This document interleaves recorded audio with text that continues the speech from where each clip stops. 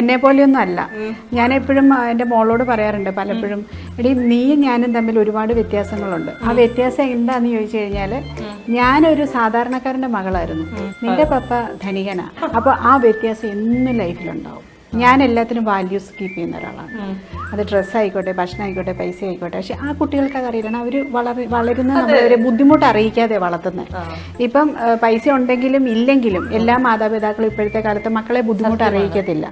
ധനികനായിക്കോട്ടെ അല്ലാതായിക്കോട്ടെ. അപ്പം അവരങ്ങനെയാണ് വളരുന്നത്. പിന്നെ എസ്പെഷ്യലി അവൾ വളരുന്ന ആ ഒരു രീതിയിലല്ലല്ലോ ഞാൻ ജീവിച്ചത്. അപ്പം ആ ഒരു വ്യത്യാസം എന്നും ഉണ്ടാവും. അവരുടെ സ്വഭാവത്തിലും അവരുടെ സംസാരത്തിലും എല്ലാം ഉണ്ടാവും. പക്ഷെ ഞാനോ അല്ല, സ്ട്രിക്റ്റ് ആണ്. പഠനത്തിൽ സ്ട്രിക്റ്റ് ആവും. അവരുടെ ഒരു സ്വഭാവ രൂപീകരണത്തിൽ ഞാൻ സ്ട്രിക്റ്റ് ആണ്. അതൊഴിച്ചാൽ ബാക്കിയൊക്കെ എല്ലാം ഓക്കെ. കുറച്ചൊക്കെ നുണ പറയുകയും കളിപ്പിക്കുകയും ഒക്കെ പിള്ളേർ ചെയ്യും ഈ ഒരു പ്രായത്തിൽ. അപ്പൊ നമ്മളത് അങ്ങ് മനസ്സിലാക്കിയൊക്കെ അങ്ങ് അംഗീകരിച്ചു കൊടുത്താൽ മതി എന്ന് പറഞ്ഞാൽ ഭയങ്കര സീരിയസ് ഇതിലേക്കൊന്നും പോവാതെ ചെറിയ ചെറിയ കാര്യങ്ങളൊക്കെ ഓക്കെയാണ്. ഞാനങ്ങ് കണ്ണടച്ചു. എല്ലാവരും അങ്ങനെയൊക്കെ ആയിരുന്നല്ലോ.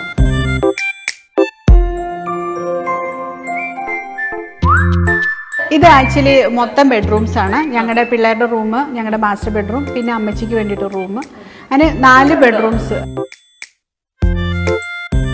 അപ്പൊ ഇത് മോന്റെ മുറി, ഇത് മോളുടെ മുറി അല്ലെ? ഈ 2 മുറിയിലേക്ക് നമുക്ക് പ്രവേശനം അനുവദനീയമല്ലാത്തത് കൊണ്ട് നമുക്ക് ചേച്ചിയുടെ മുറിയിലേക്ക് പോകാം. ഇതാണ് നമ്മളുടെ മാസ്റ്റർ ബെഡ്റൂം അല്ലേ? ഞാൻ ഈ ഡോറിനൊക്കെ ഒരു പ്രത്യേകത തോന്നി എനിക്ക്. ഇതെല്ലാത്തിനും ഭയങ്കര പെർഫെക്ഷൻ. ഇത് എന്താ ചെയ്തേക്കുന്നത്? ഇത് വുഡ് ലാമിനേറ്റ് ചെയ്തേക്കുന്ന. വുഡ് ലാമിനേറ്റ് ചെയ്തേക്കുന്ന. ഇതെവിടെയാ ചേച്ചി? ഇത് ബോംബെന്ന് ആൾക്കാർ വന്ന് ചെയ്യുന്ന. ഇവിടെ ഈ വർക്ക് ചെയ്തില്ല. ആണോ? നല്ല ഭംഗിയുണ്ട്. അതുകൊണ്ട് എല്ലാം ഇങ്ങനെ ഭയങ്കര പെർഫെക്റ്റ് ആയിട്ടിരിക്കുന്നു.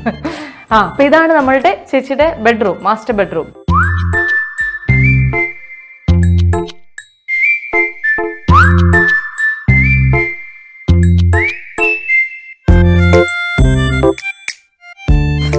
ഇത് എത്ര വർഷം മുന്നത്തെ ഫോട്ടോ ചേച്ചി? 16 വർഷം.